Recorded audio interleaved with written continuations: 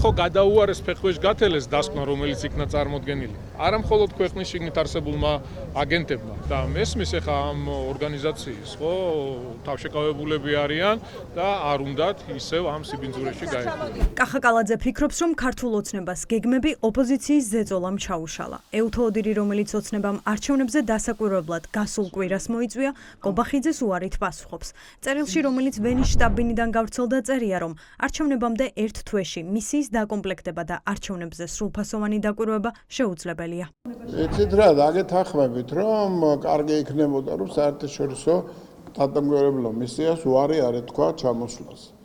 მაგრამ რაც შარშან დამართეს მათ და რაც თქვენ სიხარულს იწვევდა, ის არის გასათვალისწინებელი. ქართულ ოცნებას გეგმა ეშლება. ყველაზე ავტორიტეტული სადამკვირვებლო მისია საქართველოში ვერ ჩამოდის. თუმცა მაინც გვიმტკიცებენ, რომ ამით არჩევნების შედეგების ლეგიტიმურად გამოცხადებას პრობლემა არ შეექმნება. მე არ ამგონია, რომ ლეგიტიმაცია მოაკლდეს არჩევნებს, ვინაიდან ხალხია მთავარი შემფასებელი. დამკვირვებლებიც იქნებიან. ოპოზიციური პარტიების წარმომადგენლებიც იქნებიან, არასამთავრობო ორგანიზაციებიც იქნებიან და რასაკვირველია ჟურნალისტების ის კოჰორტა, რომელსაც თქვენ წარმოადგენთ. ეთიოპია, იორდანია, მალდივები, სამხრეთ აფრიკა, ტუნისი, მონტენეგრო, თურქეთი, ბულგარეთი, ყირგიზეთი დამკვირვებლები ადგილობრივ არჩევნებზე სწორედ და მხოლოდ ამ ქვეყნებიდან ჩამოვლენ. ქართულმა ოცნებამ ვერ შეძლო ან არ სცადა იმ ქვეყნების სადამკვირვებლო მისიების მოწვევა, ვის სიტყვასაც ნდობა ექნებოდა. რეალურად ფაქტია, რომ ქართულ ოცნებას არ სურდა ევთო ოდირის მისიის აქ ჩამოსვლა. ევთო ოდირის გარდა სხვა საერთაშორისო დამკვირვებლებიც ასევე სამგეთანკვირვებლები არ იქნებია, რაც რა თქმა უნდა მნიშვნელოვანს იაყენებს ამ არჩევნების ლეგიტიმურობას, მისი შედეგების აღიარებას და მნიშვნელოვან ნდობას.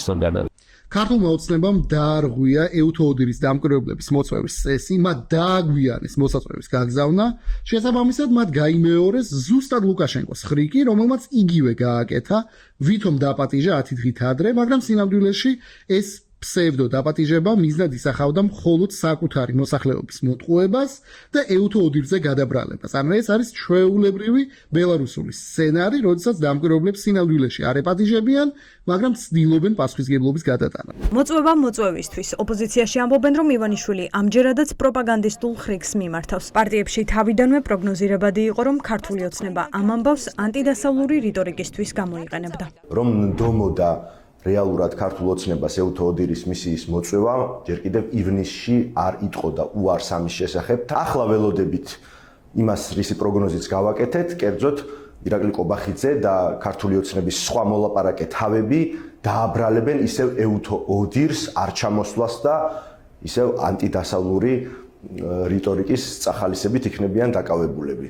სინამდვილეში ეს იყო მათ მიერ მოწვევისთვის. ეს არის თაღლითი რეჟიმი, რომელიც აი ესე ტრიუკებით ცდილობს საერთაშორისო ლეგიტიმაციის თითქოს მოპოვებას და მე იმაზე საუბრის დაწყებას თითქოს აი ევთო ოდირი არ ჩამოვიდა და არ აკვირდება ამ არჩევნებს და თითქოს ამაში უგრევია რაღაცა deep state-ის თუ რაღაცა სხვადასხვა ადამიანების და ორგანიზაციების ხელით. ცდილობენ რომ შექმნა რაღაცა ფარსი ამ რუსულ სპეცოპერაციასთან დაკავშირებით, თითქოს ამ ქვეყანაში ტარდება რაღაცნაირი ტიპის არჩევნები. ქართულ ოცნებაში გაკეთებული განცხადებები აჩენს განცდას, რომ პარტიამ მკაფიო message box ვერ აყალიბებს. ერთის მხრივ ამბობენ, რომ საერთაშორისო მისიის აღიარება არ სჭირდებათ, მეორეს მხრივ კი ამტკიცებენ, რომ მისი მოწვევა სწორედ საერთაშორისო აღიარებისთვის გადაწყვიტეს.